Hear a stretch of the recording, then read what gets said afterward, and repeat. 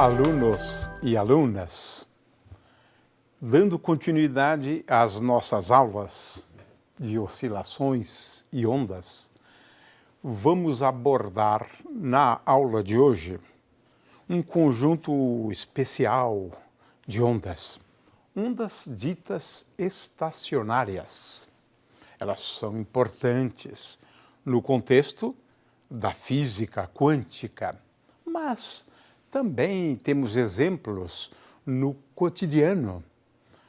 O fato é que essas ondas, elas, por outro lado, são sempre geradas, né, por conta da superposição de ondas que se propagam em sentidos opostos.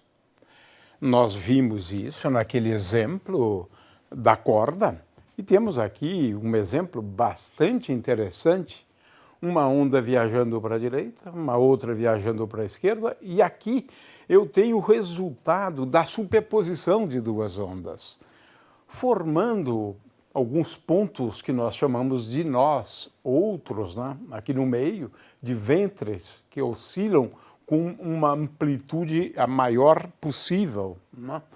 O fato é que, no caso de ondas em uma dimensão, como discutimos, inclusive, no caso da corda, ondas estacionárias numa corda, dedicamos um bom tempo a isso, porque para entender, né, a questão dos instrumentos musicais, dos sons produzidos pelos instrumentos musicais, né?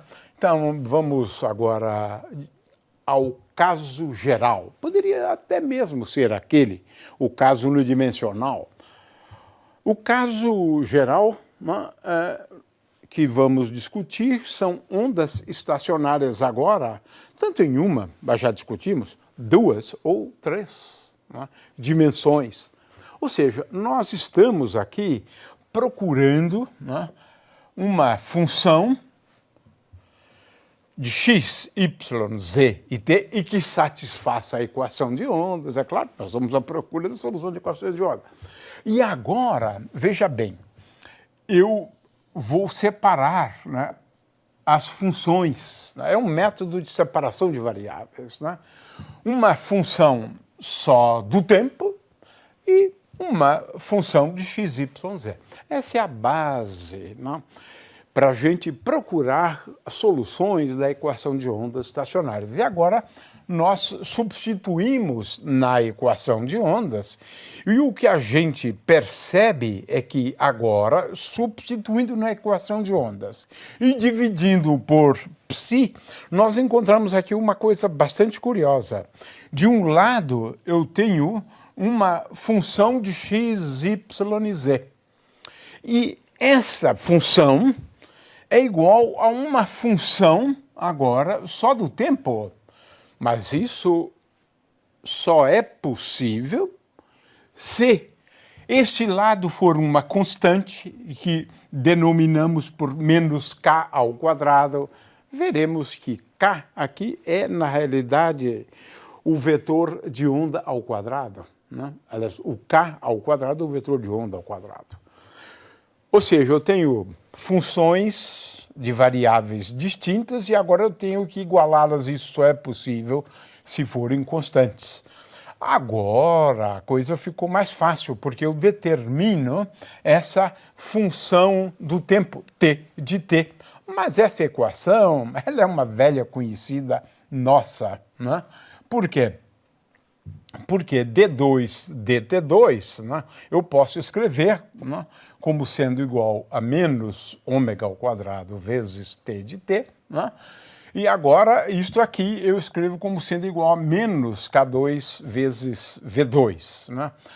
Ora, a equação para psi tem essa forma aqui. Então, eu recaio em duas equações. A primeira, aqui entre nós, ela é muito fácil de ser resolvida. Nós já sabemos tudo sobre as soluções desse tipo de equação diferencial de segunda ordem. Né? Agora, à procura dessas soluções, vamos ver agora que temos várias alternativas. Né? dependendo do tipo de variável que nós escolhemos, né?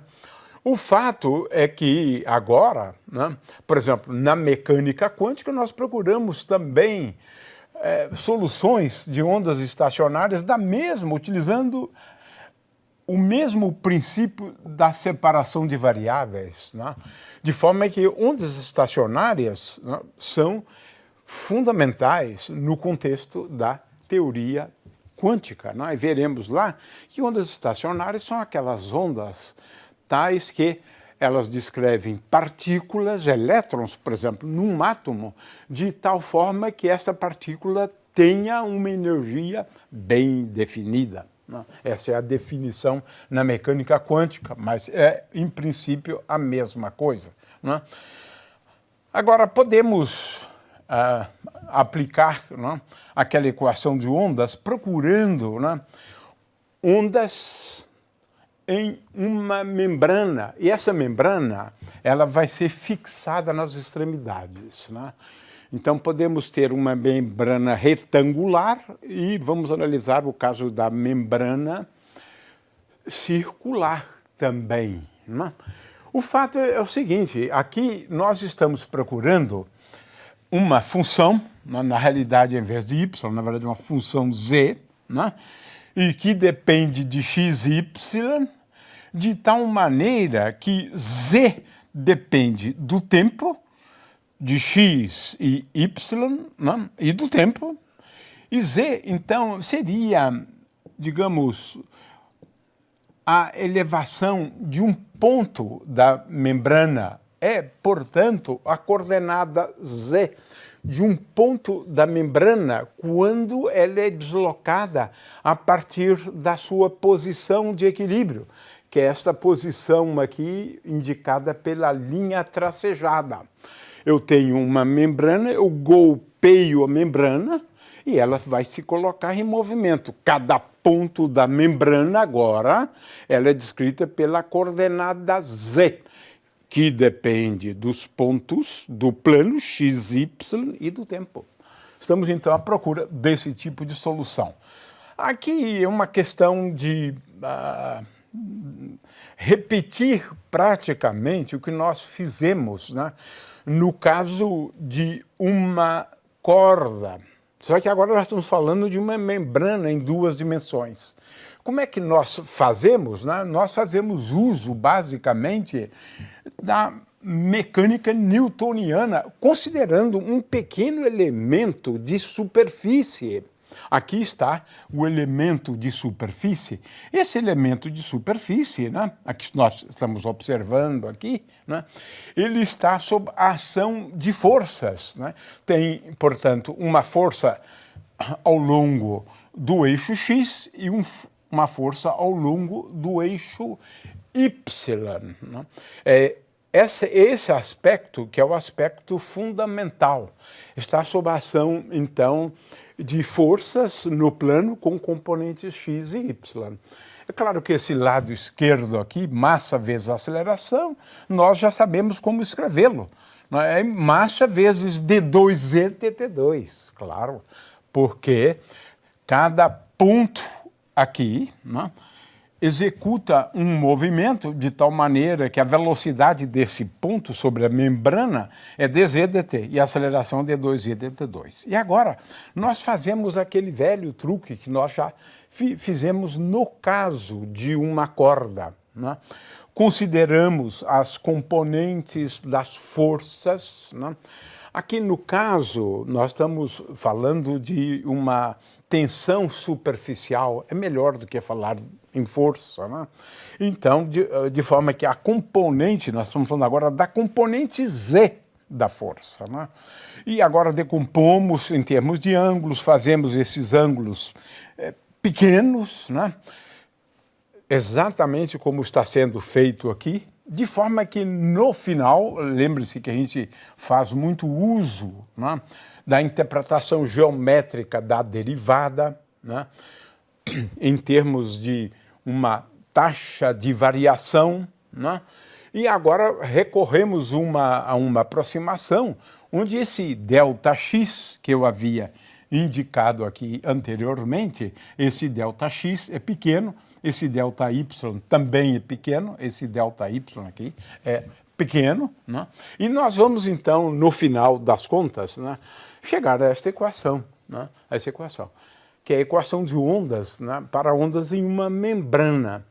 De forma que aqui eu tenho esta massa e vejo que aqui aparece a área, de forma que agora a velocidade de propagação da onda, ela é dada pela tensão superficial dividida pela densidade superficial de massa. A raiz quadrada disso satisfaz, portanto, esta equação, a equação de ondas numa membrana. Agora vamos procurar, né, soluções para essas equações, e agora utilizamos esse método. Sim, é um método de separação de variáveis. Eu procuro uma solução, aqui tem uma figura, né, para ilustrar um modo de oscilação, né, da membrana. Ela se coloca em movimento. É claro que eu preciso perturbá-la inicialmente com uma baqueta, por exemplo, para quem realmente toca esse tipo de instrumento, um bumbo, por exemplo, né?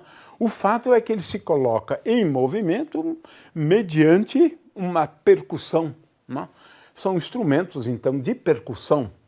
Ele se coloca em movimento e agora esse movimento ele pode ser e deve ser descrito, né, como um movimento ondulatório pelas considerações que nós fizemos antes, né? O fato é que o método de separação de variáveis nos leva agora a uma equação para y maiúsculo como função de y, para x maiúsculo como função de x e para o tempo também, como temos aqui, né? O fato é que aqui eu tenho uma função só de y, consequentemente, para que isso seja possível, isto aqui tem que ser igual a k1 ao quadrado. Isto aqui tem que ser agora k2 ao quadrado, né? Menos, né? A gente utiliza mais menos, de forma que esse k que está aqui, k ao quadrado é igual a k1 ao quadrado. Né? Vamos agora determinar k1 e k2, nós não fizemos isso ainda. Né? Mas o fato é que, como temos aqui uma função só de x e aqui uma função só de y, isso igual a uma constante menos k ao quadrado só é possível se isso for igual a menos k1 e isso igual a menos k2. Então eu chego a essas equações aqui, todas elas muito fáceis, né, para se resolver. Né? Então chegamos a uma solução, e a mesma coisa no caso tridimensional. Né? Olha só, a solução é dessa forma, é sempre assim, cosseno e seno, né? Cosseno de K2x, né? Cosseno de K1y, esse y aqui, na verdade, é o y minúsculo, né? Não o y maiúsculo, y minúsculo. Muito bem, então eu tenho uma solução, né, para o nosso z. Na verdade, essa primeira parte aqui é só o t de t. Então eu tenho y com essa forma, x com essa forma, z com essa forma. Essa é a solução geral, né? E onde ômega ao quadrado, que aparece na equação para t, é igual a k1 ao quadrado mais k2 ao quadrado vezes v ao quadrado. Né? De forma que, se eu tenho uma membrana, né? Se eu tenho uma membrana retangular, ela está presa, né, nas suas extremidades. Consequentemente, tanto para x igual a 0, quanto para x agora igual a a, né, esta função z deve se anular. E a mesma coisa para y. Veja, é a mesma coisa para y. Y de 0 é tal que z é igual a 0 e y de b também. Então eu tenho essas condições aqui. São umas condições de contorno, de forma que elas me levarão, em primeiro lugar, né, a eliminar algumas, aliás, todas, né, as soluções, tanto em cosseno, no caso das funções que dependem de y e de x. Então, essa é a solução geral. Mas, tendo em vista esta condição aqui, esses valores de k, eles ficam restritos. Por exemplo, K1 vezes B tem que ser igual a M vezes π, onde M é um número inteiro. K2 vezes A é igual a Nπ, né? E ômega ao quadrado é igual a V2 vezes K1 ao quadrado mais K2 ao quadrado. Então eu tenho, portanto, a solução levando-se em conta, né, essas ondas estacionárias numa membrana. O que eu tenho aqui de interessante é que só algumas frequências são possíveis. E essas frequências, né, de cada módulo, módulo é um conjunto de M e N, ou seja, para cada valor de M e N eu tenho um modo de oscilação diferente, né? Tem uma função diferente, né? Para o primeiro modo, o modo fundamental, nós não temos, na verdade, linhas nodais. Linha nodal é, por exemplo, esta primeira, que essa aqui também é uma linha nodal, esta outra linha nodal, esta linha nodal. Pontos, ou melhor, linhas nas quais Z é igual a zero, sempre, sempre, né? É o análogo dos nós, né? Só que no caso bidimensional. Não vou agora, eu quero mostrar aqui uma figura para um modo, por exemplo, né?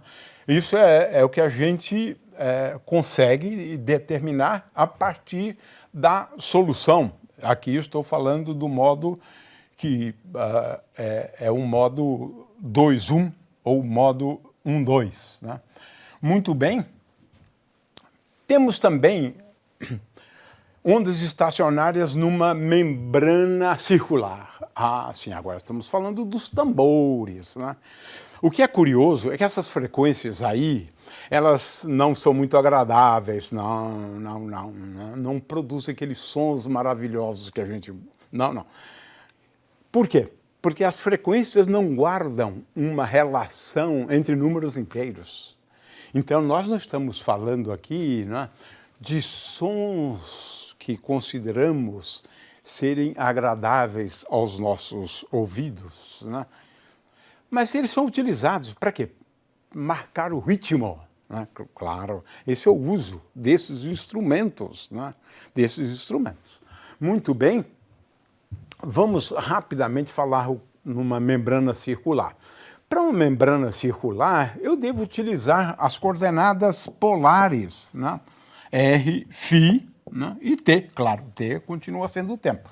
Aí a coisa fica realmente mais interessante. Eu estou mostrando aqui, por exemplo, um modo fundamental, como a gente vai ver, e depois temos outros modos também de oscilação desse tipo de membrana. Agora eu pego esta equação, utilizo o método de separação de variáveis, uma função só de R. R é a minha coordenada polar, né, que dá a distância de um ponto qualquer, né, até a origem de um ponto qualquer da membrana, claro, ponto qualquer da membrana. Substituo na equação, faço a separação de variáveis, divido por Z de novo, procuro soluções com esta forma aqui, né, em função do tempo. E agora, o que nós temos? A solução para a função de θ, ela é simples, né? Do tipo oscilador harmônico, de forma que θ, como função do tempo, é dado por essa expressão. Mas, veja bem, a função R maiúsculo de R já tem uma forma mais complicada, estudada ao longo de muitos anos, esse tipo de equação diferencial. Nada simples, nada simples. Essas funções que satisfazem a essa equação diferencial foram muito estudadas por Bessel. Recebem o nome de funções de Bessel. E eu tenho um número praticamente infinito de funções de Bessel, né? Funções de Bessel de ordem M. Esse M que está aqui, é claro que o M pode ser igual a 0, pode ser igual a 1, né? Mas para cada valor de M, eu vou ter uma solução. Jm de Kr, função de Bessel de ordem M, né? Agora, essas funções são complicadas, a gente precisa de recorrer a uma tabela, né? Em geral, elas são dadas, olha só, cada uma delas em termos de uma série, né? Uma série infinita na realidade, né? Veja, aqui eu tenho a expressão para a série de JM, né? JM, de forma que estamos falando de séries agora, né? E o que é importante aqui é procurar determinar os zeros, né, das funções de Bessel, de ordem M. Por quê? Porque a gente vai impor que essa função de Bessel se anula para R igual ao raio da membrana circular, né?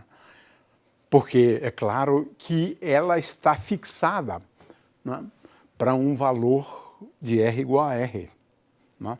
R igual a R ou A. Né? Aqui estamos usando, na realidade, o raio da membrana como sendo A. Então vamos manter essa notação. De forma que eu procuro os zeros da função de Bessel. Cada função de Bessel tem um número relativamente grande. Eu tenho aqui um gráfico, por exemplo, das funções de Bessel. É claro que a gente deve começar com o caso mais simples, onde m é igual a zero. Essa aqui é a função de Bessel de ordem zero. É um tipo de solução. Veja que esse tipo de solução, esse tipo de modo, não depende do ângulo θ. Não depende do ângulo θ. Por exemplo, o modo, né, fundamental não depende. Essa função tem 3 zeros, J0. Um aqui, o outro em 5,5 e o outro em aproximadamente 8,7. Isso, então, vai me definir ou vai me determinar a frequência do fundamental. Né? O fato é que, aqui no caso, realmente seria importante, né, estudar um pouco essas funções, denominadas funções especiais.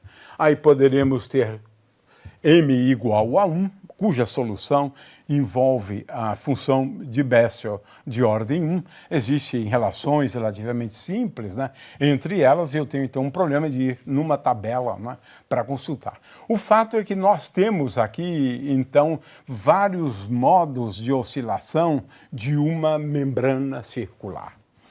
Vamos agora ao caso tridimensional, mas não há necessidade de muito detalhe mais, né? Já entendemos como a coisa funciona, né? Eu procuro uma função só de x, uma função só de y, uma função só de z, né? E eu tenho aqui a resposta, e agora imponho as condições de contorno. K1 ao quadrado mais K2 ao quadrado mais K3 ao quadrado é igual a K ao quadrado. A frequência angular se relaciona com esse K desta forma aqui, né? Como fizemos, né, em duas dimensões. Tenho aqui um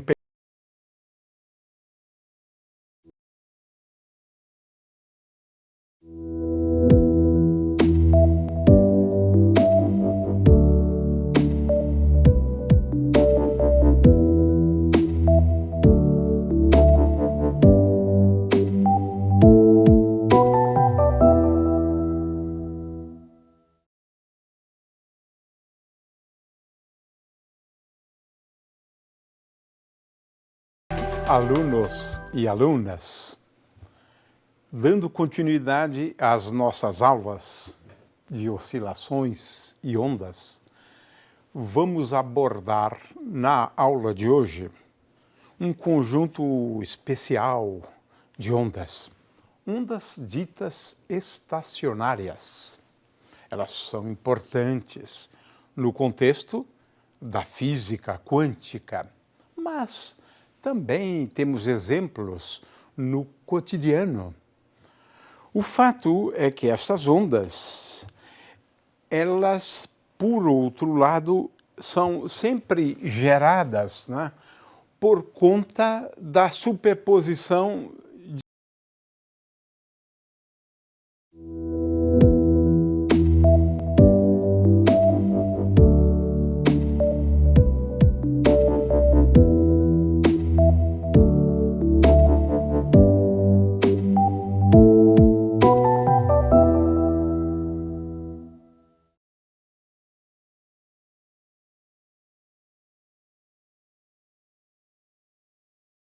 alunos e alunas, dando continuidade às nossas aulas de oscilações e ondas, vamos abordar na aula de hoje um conjunto especial de ondas, ondas ditas estacionárias.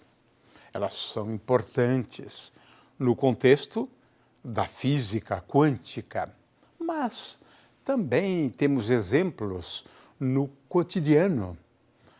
O fato é que essas ondas, elas, por outro lado, são sempre geradas, né, por conta da superposição em relação a ondas estacionárias, diz respeito à questão da contagem do número de modos possíveis. Ou seja, para uma determinada frequência, né, especial, isso é fácil ver, por exemplo, no caso de uma caixa cúbica. Né? No caso de uma caixa cúbica, é fácil perceber que existem vários modos para a mesma frequência. Portanto, é um problema de degenerescência. Né? Veja aqui, por exemplo, no caso de uma membrana cúbica. Existe, por exemplo, m igual a 1, n igual a 2 e l igual a 3, que tem a mesma frequência que o modo. m igual a 3, n igual a 2 e l igual a 1. De forma que existem muitos modos para a mesma frequência. Às vezes, a gente quer determinar a degenerescência. Né? Agora, para o que segue e para muitas aplicações, nós temos interesse numa outra coisa, que é quantos modos nós temos num certo intervalo de frequências, DNI. Né? É isso que vamos procurar determinar agora. Quantos modos eu tenho quando a frequência varia de Ni para Ni mais DNI? É isso que estamos procurando. Em primeiro lugar, né, o que a gente deve fazer é procurar um elemento ou um volume no espaço de K. Esse volume é o volume de uma esfera, né, no espaço de K. Né? Então, eu considero esta esfera, né, e ela, então, é dada por 4/3 de π vezes K ao quadrado. Né? K é o raio, né, é o valor de K. Né? Agora, se eu considerar um pequeno elemento de volume, né, veja,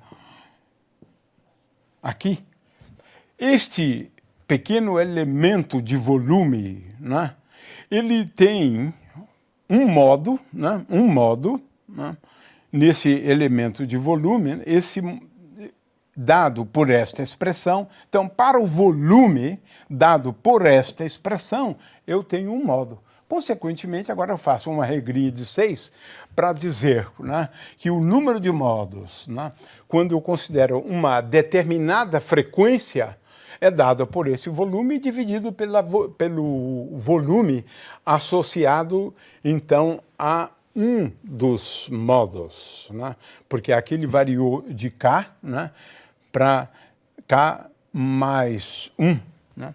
O fato é que essa expressão aqui, eu determinei, portanto, o número de modos para uma frequência angular ômega. Então, agora, o que eu devo fazer? Bom, eu acabei de fazer aquela análise, né, mostrando que nesse pequeno elemento de volume a gente tem um modo, né, e, portanto, o que eu estou à procura é de determinar n de ômega, que é o volume. Este aqui, na realidade, eu estou considerando esse número por unidade de volume. Por isso que eu divido pelo volume ABC. Consequentemente, n de ômega é igual a 1 sobre volume vezes dn de ômega. Então, o número de modos aqui é igual a 4π vezes Ni ao quadrado, e aqui eu tenho V ao cubo, velocidade ao cubo, né? O fato é que essa é uma contagem interessante, porque eu tenho aqui uma expressão fechada para o número de modos de oscilação quando eu considero as frequências num intervalo entre Ni e Ni mais Dni, né? De forma que esta expressão nós vamos utilizar no caso da radiação do corpo negro. Eu só queria chamar a atenção para o fato de que a solução geral ela tem esta forma aqui, ela tem essa forma, e esses coeficientes AN, M e BNM, eles são determinados a partir do conhecimento da função z de x, y, t igual a zero e da derivada de x, y e t, né, com respeito ao tempo, no instante de tempo t igual a zero. Conhecendo essas duas funções agora, eu utilizo aqueles métodos já conhecidos, né, utilizando a série de Fourier, né? E agora eu posso determinar, então, esses coeficientes, né, como sendo dados por integrais dessa função, e agora funções do tipo seno de x, né, e seno envolvendo a variável y também. E o coeficiente Bm ele pode ser determinado a partir da velocidade, né, no instante de tempo t igual a zero. De forma que temos aqui, então, métodos bastante precisos, né, para determinarmos a onda, né, estacionária, conhecida a onda no instante de tempo t igual a zero, bem como a derivada dela no instante de tempo t igual a zero, né? E com isso, então, nós encerramos essa aula, apesar de ter sido dado um pouco rápido, mas quero chamar a atenção para o fato de que isso tudo está no texto, que nós vamos distribuir para os estudantes os detalhes todos.